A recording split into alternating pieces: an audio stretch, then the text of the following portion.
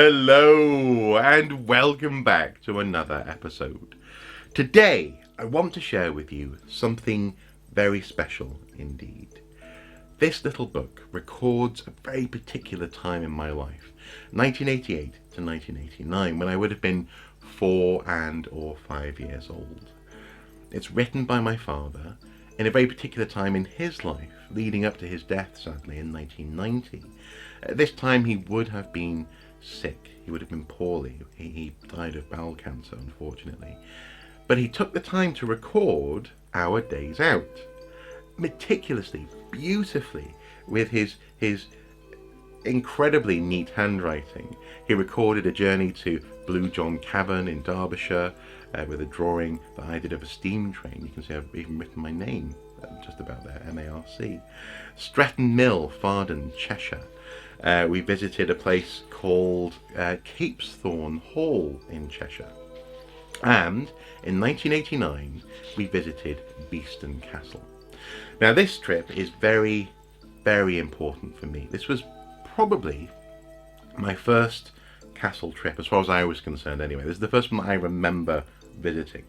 And it's so special to me as someone who went on to be an archaeologist, because I even referenced this trip in my application to university. I remember going around the castle and talking to some of the adults and telling them what they were looking at. Oh, that's the gatehouse, and this is a little metal hinge for where a window was, and so on and so forth. These little details that apparently the adults appreciated, so apparently I did an okay job. And at the time I wasn't sure, when I wrote my application, whether I was 4 or 5 years old, but in 1989 I would have been 4. And this is a record of that trip. It goes as follows. Today we went out for a drive. Daddy was off work, and it was such a nice day that Mummy got us all ready, and off we went. We followed some signs round the South Cheshire leisure route. We passed lots of nice villages until we stopped at one called Farmden. We stopped there and had something to eat before driving home. On the way home, we saw 2 big hills at the side of the road, and on top of each hill was a castle. Now, this is where I think this is my voice coming in here, because I would have found this I still do remember actually finding it very annoying. The first was called Peckterfin Castle, but it was not a real castle. It was just a house shaped like a castle. The other was, underlined, was a real castle, and it was called Beeston Castle.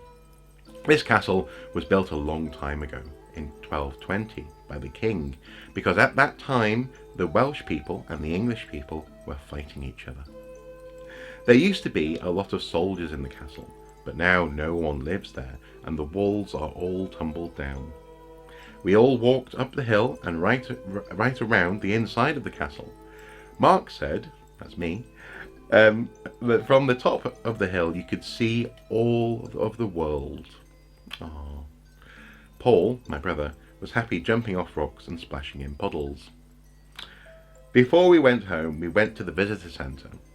In the centre we saw lots of old things, including keys, musket balls and arrowheads. There was also a big model of the castle as it used to look.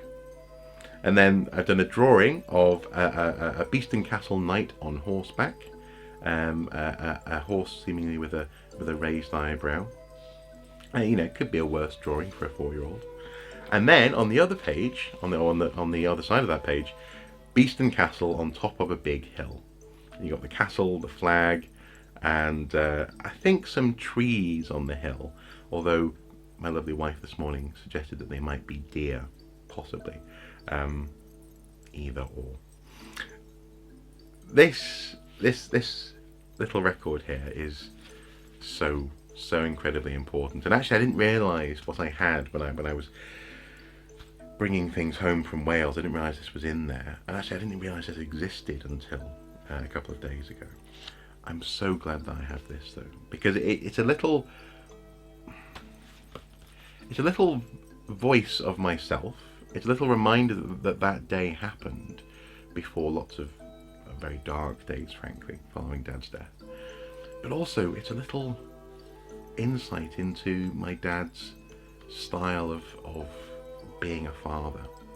taking the time to record that, listening to his 4-year-old son, writing down his son's observations, including his son's artwork in the book alongside his super neat handwriting. He wanted me to read this at some point, I guess. I'm so happy that I can.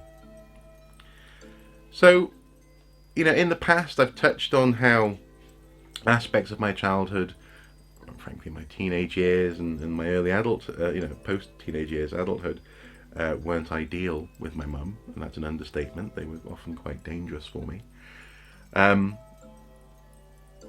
But this is a time when things were relatively stable, when my dad's influence on our family was strong, and was driving us to do things in such a wonderful and creative way.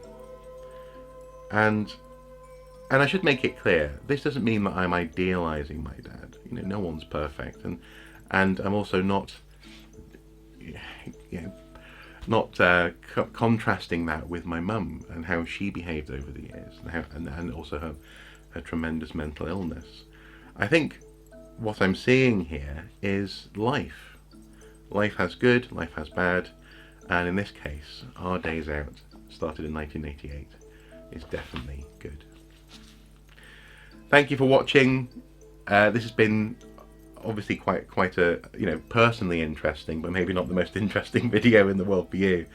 But it's something I'm definitely going to treasure, and maybe even look back on in the future. As ever, guys, until next time, do take care. Bye bye.